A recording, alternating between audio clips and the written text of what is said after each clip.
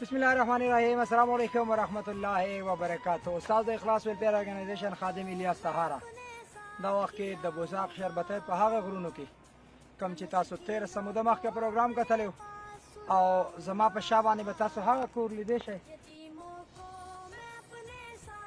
زما په شا به تاسو هغه کور لیدی شئ. هغه کور له روان یم د سمیع الله بای کوم چې زموږ د اخلاص ویلفیر ارګنایزیشن د سعودي عرب نماینده دی. د هغه یو دوه نومونه داسې راغلي یا د پروګرام نه بعد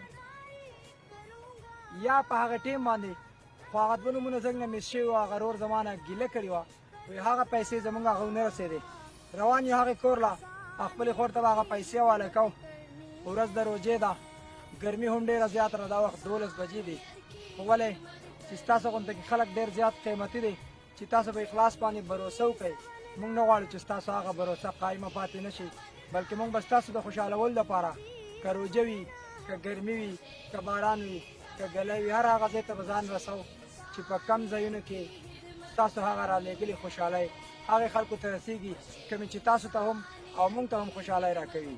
روژه ده، ګرمي ده، تنده هم ډېره زیاته ده، خو د خدمت خپله یو جذبه ده او خپل یو خوشحالي انسان ته محسوسېږي.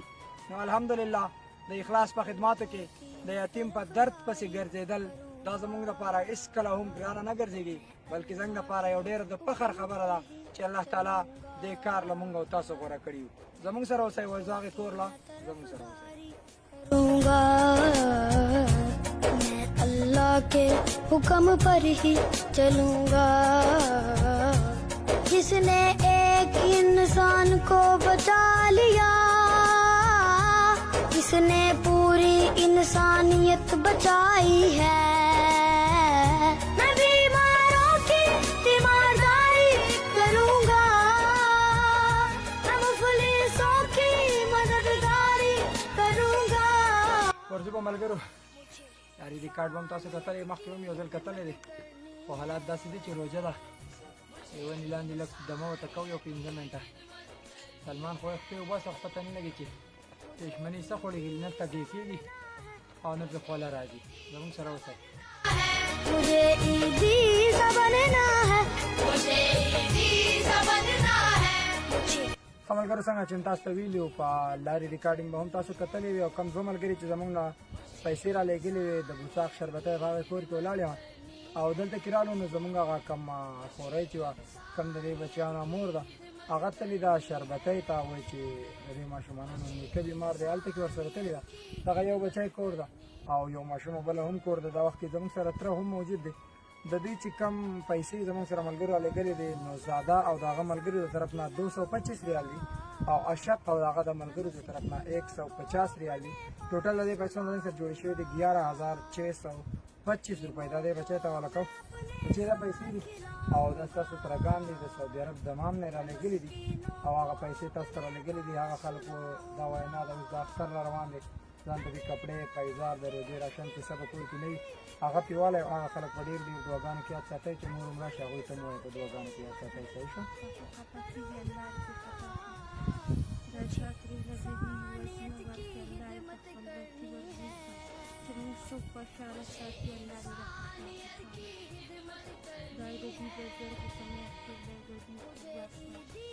ښه ملګرو دا و زموږ د سمیع الله بای په دمام کې چې کوم زاده او د هغه ملګرو عاشق او د هغه ملګرو پیسې حواله کړي هغه بچیانو ته راورسېدې. زموږ به کوشش دا وي، زموږ به سوچ دا وي چې ستاسو هغه رالېږلي خوشحالۍ، ستاسو هغه رالېږلي پیسې، که ګرمي وي، که یخني وي، که باران وي، که ګلی وي، که روژه وي، هر څنګه حالات چې انشاءالله هغې ځای ته به یې رسو کوم ځای چې تاسو غواړئ.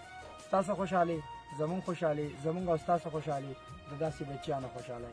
داسې بچیانو له خوشحالۍ ورکول خپل کور ته خوشحالۍ را بلل دي او په روژه کې که انسان ستړی شي، تږی شي، منډه ترړه ووایي، د بوساق غونته په غرونو کې وګرځېږي او د داسې بچیانو خدمت وکړي نو ماښام چې روژه ماتي ته کښېني وجود ډېر ستړی وي، انسان ته تنده لوږه هم ډېره زیاته لګېږي ځکه چې په داسې غرونو کې ګرځېدل په روژه کې آسان کار نه دی.